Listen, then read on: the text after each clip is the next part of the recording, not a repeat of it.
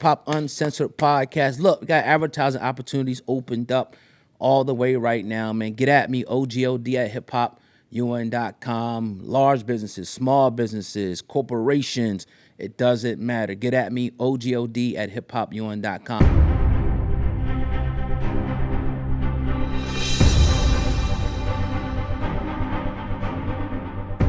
All right, Spin That, Young Miami. I don't know if you heard that song. I didn't. Where my scamming ass niggas at?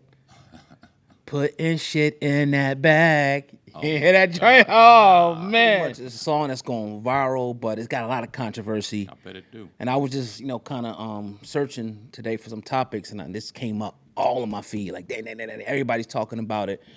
And it's a phenomenon right now with the young children. It's kids singing it in the schools. People making videos, TikToks. It's going crazy right now. Lisa Ray just went viral, but dancing to it, but she feels conflicted. Trick Daddy's talking about it. Dr. Boyce Watkins is talking about it.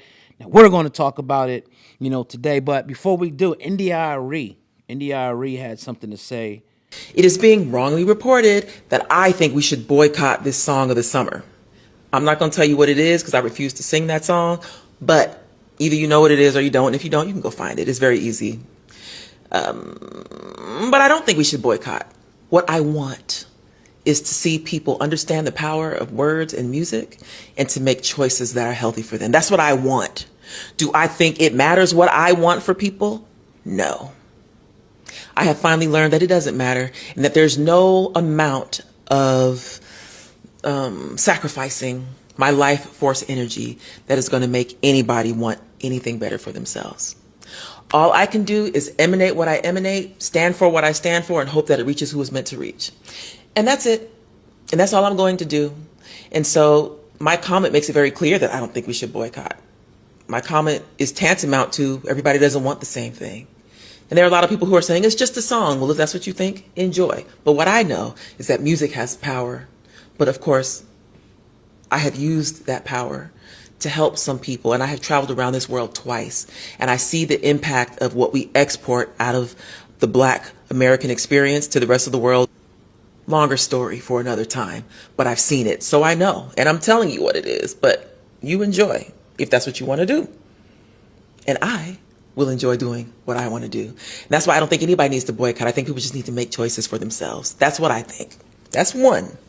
Two, also, this is a short version of a longer video. I put a much longer video where I go into detail about these concepts on my Substack, so go check that out if you're interested. Two, I was also in the blogs because I made comments about Clive Davis. And I said, watch what kind of stories you're going to see coming out about him. I signed my record deal when I was 22 years old. And so I learned about human nature through the lens of the music industry. So I got a full hot dose of all of it. And I know what kind of stories are going to come. I don't need to say anything more because you're going to hear the stories. You're already hearing the stories. If you're on social media, you hear some of it's true, some of it's not true, some of it's conspiracy, some of it's, exaggerated, but a lot of it's true. And it's not my place to tell stories of people close to me. But I've heard some stories and I have my own experience. And again, it was wrongly reported that I talked about our working relationship. I did not have a working relationship with him, but I was certainly at the effect of his power. So I go further into that on my Substack if you're interested. And the third thing, when I made the Clive Davis comments, people were saying, well, speak on it, sis. Like, tell us what you think. Like, like they wanted me to, because in my comment, I said, I don't need to go into my story because people have far worse stories than me. I called my experiences with Clive Davis an irritation, and it was an irritation. So that's that. India Arie's been talking heavily on it. Obviously, she's talking about the effect of that song. And, the words, man, it's wild. My problem is more so the message is always that is given to the youth, though. And I don't want to sound like we some old grumpy ass men. This is always like the dichotomy when we do these subjects. I don't want to be that, like, we crying and complaining, but it is what it is, yo. It's a popular song. It's very catchy. The beat is crazy. It's nice. The message is real. And when you talking about somebody like India Arie who's telling you that she's been all over the world. I haven't. And she got to see the effect of particularly American black culture has on the world and how they follow, how they emulate, how they copy what we do. So I'm gonna pass this over to you, man. This is a bigger deal as people are making it? It's a huge deal. Yeah. It's a huge deal. And like you said, we're not trying to sound old but listen, first off, you listen to the words, right? But then you listen to how the words are projected. It's almost like, it's like a chant, it's like a nursery rhyme. It's so easy for kids to sing. It's almost like you made this for a kid to sing or somebody that's not on that intellectual level to be able to chant. And then, I do my arm stuff here or there, and I come across a lot of the youth. Okay. And what I watch is, and before you said anything you said about the trends, the kids, TikTok, and all that shit, watch these young ladies in particular, dressed, they tell their kids, clearly could tell their kids, they dress provocatively as hell. Oh, they getting dropped off. They are by themselves, right? Before watching the movie, they setting their phone up. They don't care who's around, what they're doing, and they doing these fucking dances. Wow. And they shaking their asses, and they doing all this stuff. I'm not their daddy. I'm nothing more than, I'm trying to take care, make sure they safe, and they not doing anything to harm themselves, so I'm not going to sit back and budge, but I watch. I watch this shit. And then I watch other cultures, and not that they matter, but that we're all a part of this world, so I watch. And I watch how we're absorbed, and I watch how we're looked at. And they look at us like we're going to be the first ones to cause trouble. We're going to be the first ones to rile shit up. We're going to be disrespectful and not take pride in ourselves. Our women, our children are going to be sexually provocative at very young ages. I don't want my kids hanging around that shit. And they do it with pride. And it's these kind of songs that they hear when they on their phones and they can chant it and it's easy. May not even understand what they're saying yet. But the fact that they're doing it, it's a nasty thing. And then once they do understand, then they're in the Victoria's Secrets. Then they're in the Walmarts. Then they're doing shit online. Or they're trying to find a dude that's scamming motherfuckers. And now they're trying to do elaborate schemes thinking that this shit is cool and it's absolutely ass. On top of the fact that, let's keep it real, what actual talent was in that song? There was no fucking talent in that song. I couldn't tell you if that was Young Miami, Sexy Red, or anybody else doing that stupid shit. Right. If you didn't tell me who it was, I couldn't fucking tell. There's no real talent involved. But the fact that these kids can get with it and us as adults can decipher, all right, this is some bullshit, let it go. Fucking kids can't.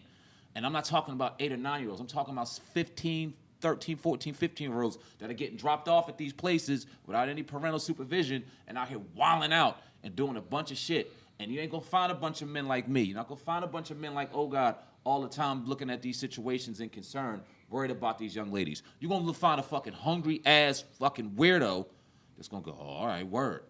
And take it to another level. And who's there to protect them? It's about protecting these fucking babies, man. And right now, we're not doing a good job at insulating and protecting and calling out the nonsense when we see it. Don't just shove this under the rug and call us old and say we hating. And I don't want to hear the thing called boycott either. You put it out, you deserve whatever comes with it. But at the same time, that's not act like it's not a big deal. Music has always had power. Music has always had influence. That's why they tried to change us from doing conscious rap to gangster rap. That's why they want to distribute all of this sexual innuendo and push and promote the bullshit as opposed to promote your India Aries or your Lauryn Hills. This is why they do what they do. There's a serious agenda behind it because they understand the power and the influence of music, in particular in our culture. And right now, music, as much as we want to hate to say it, is causing a terrible and a negative impact on how we're looked at out here in society. And it's the young ones, it's our kids that are being looked at like animals, like thugs, like sluts, like whores. It's sad, man. Yeah. I think you broke that down perfectly, man. 10 out of 10 on that one. But I think that the thing that you said a lot of great things, but the protection part is the part that stands out. Somebody got to do something. Somebody got to say something. We can't just keep going down this hole of destruction, this rabbit hole of destruction. And, the drugs, the music, the education system, all these different things is like a total 100% assault on us. Poverty, drugs, the promotion of all this stuff in the music. And you take these people that is far removed, almost like a Future, that's or a Jeezy at the time, promoting all this stuff, drug dealing and drug use, and they living somewhere in Hollywood, Beverly Hills somewhere, and not partaking in any of it. Kids in Ivy League schools and shit. Right, yeah. and you promoting to another group of kids that's struggling every day, that parents is addicted, they don't have the proper role models, that's very, influenced by all the bullshit you guys is doing, and you get to run off into the hills somewhere while you leave a path of destruction and bloodshed everywhere.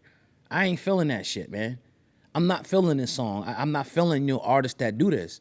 Now, it's like you said, it's all about the way that the message. I don't think there's no way this message could have been perceived other than that way. But all you doing is promoting it and make it seem like it's a good thing for them to do. So when it's an uptick in this shit, and it was actually it was actually women though. They was like doing like Louis Vuitton stealing, and they was made a video to the shit, like a TikTok video, and got arrested for the shit. So now you promoting this shit.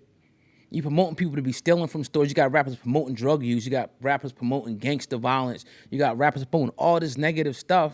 And we supposed to sit back and not just say nothing. We supposed to just sit back and say, oh, nah. Because I'm going to tell you one thing. Other cultures, other groups of people are going to banish people from their groups and their families that partake in this fucking nonsense. You think East Indian people are going to allow their kids to do this shit? Be popping and twerking?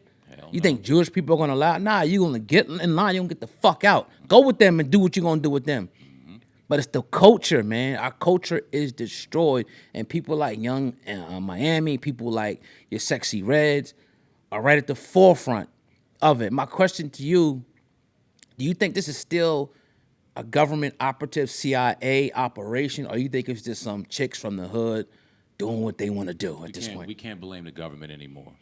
We can't. Yeah. I mean, they planted the seed, but right now it's autopilot. Willingly and openly and confidently and proudly doing this shit. No CIA operative, no federal agent put a gun to Young Miami's head and told her to create this song because we need a message pressed out to the youth. She did that shit for whatever her reason was, thought the shit was popping, and put it out. Sexy Red ain't put out Booty Hole Brown and all that wild shit that she did because somebody was putting a battery in her back to feed the youth nonsense. No, they willingly did that. This is why this Illuminati conversation and people selling their souls is such a funny conversation in 2026. You would have a line out the fucking door if it was that easy to simply sell your soul or sell this for some money. We've seen them do it for worse and seen them do it for less.